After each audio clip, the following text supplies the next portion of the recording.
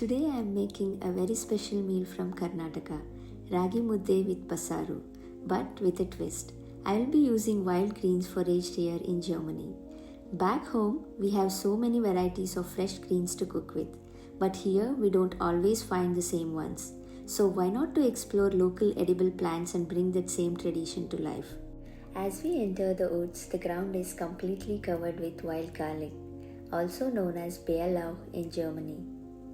These lush green leaves have a mild garlic aroma and grow abundantly in shady, moist forest areas during spring.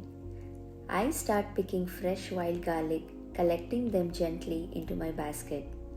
Wild garlic is not only flavorful but also rich in vitamin C, iron, and natural antibacterial properties. It's often considered a wild superfood in many European regions. Nearby, under the shade of a tree, we find another beautiful plant, Waldmeister or sweet woodruff. I carefully pick these delicate leaves. Sweet woodruff grows in clusters in shaded woodland areas. Here is a closer look.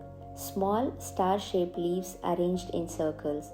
We collect little more, just enough for our cooking. This is sticky willy or cleavers. It looks similar, but you can identify it because it sticks to cloths. It's edible too, but we are not using it today. Moving ahead, we find mustard garlic growing densely in the wild. I picked the young leaves.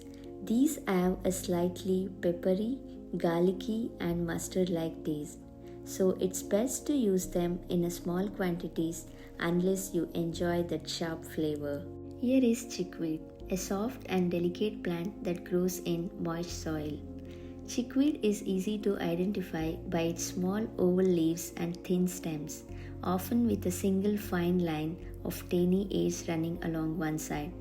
It has a very mild, fresh taste and is packed with nutrients like vitamin C, iron, and magnesium, making it a great addition to everyday cooking. I pick a handful of these tender leaves to add a gentle freshness to our dish. The forest floor is also covered with young ground elder plants. We pick the young leaves. They are softer, less fibrous, and perfect for cooking. Ground elder is high in minerals like potassium and magnesium.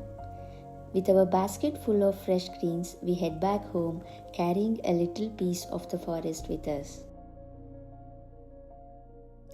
Back in the kitchen, I wash and rinse 3 times all the greens thoroughly to remove any dirt.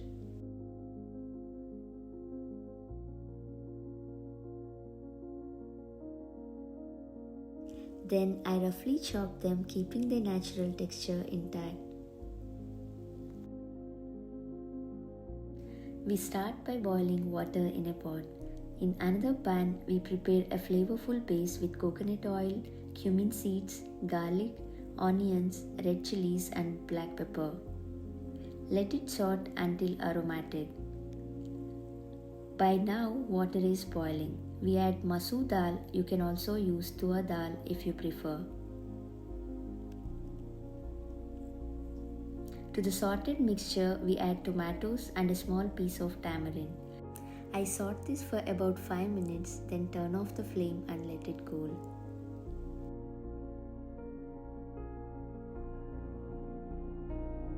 Once the dal is almost cooked, say 90%, we add the chopped greens and salt. For me, this recipe is more than just food, especially ragi mudde. It's something we grow up eating almost every single day in Karnataka, paired with different curries, sambars, and leafy greens. I gently mix and cook it for another 10 to 12 minutes. This is where all the flavors and nutrients come together. Wild greens combined with lentils create a wholesome, nourishing base for sambar. Now I strain the mixture and collect the nutritious water separately for later use.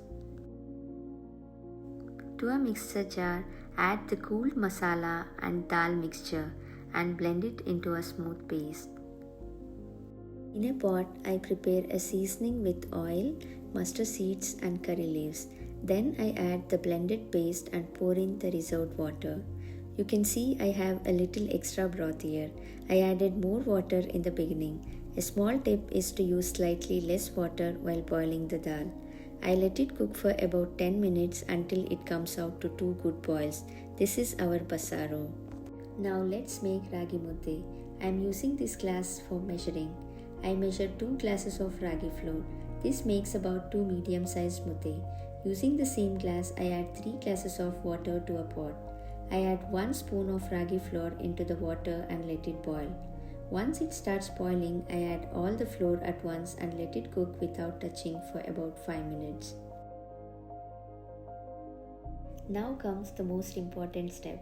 I start mixing in one direction, slowly bringing flour and water together. At first, it may look lumpy, but keep mixing firmly. Now I cover it with a lid and let it cook on low flame for about 8 minutes. After 8 minutes, I open the lid and mix it again.